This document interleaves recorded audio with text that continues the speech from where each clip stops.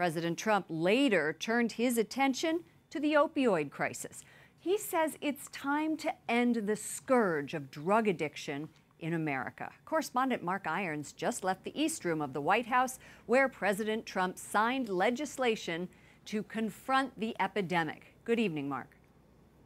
Good evening, Lauren. The new law will provide more treatment options for patients and allow the U.S. Postal Service to scan packages for dangerous drugs.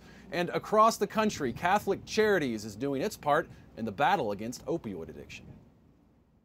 Together we will defeat this epidemic. President Trump in the East Room of the White House signs bipartisan legislation to combat the opioid epidemic and touts his administration's accomplishments in the fight so far. We have secured $6 billion in new funding to combat opioids, the most money ever received in history. 1 year ago, here in the same room, President Trump declared the opioid crisis a national health emergency. Numbers from the Centers for Disease Control and Prevention count more than 70,000 people dead from drug overdoses last year.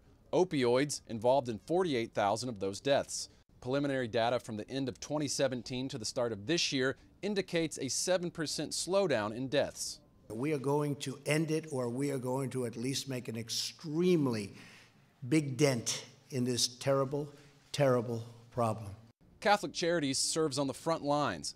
The nonprofit offers outpatient addiction therapy programs throughout the U.S. I spoke with a representative in New Jersey. For example, we provide treatment services to opioid addicted pregnant women.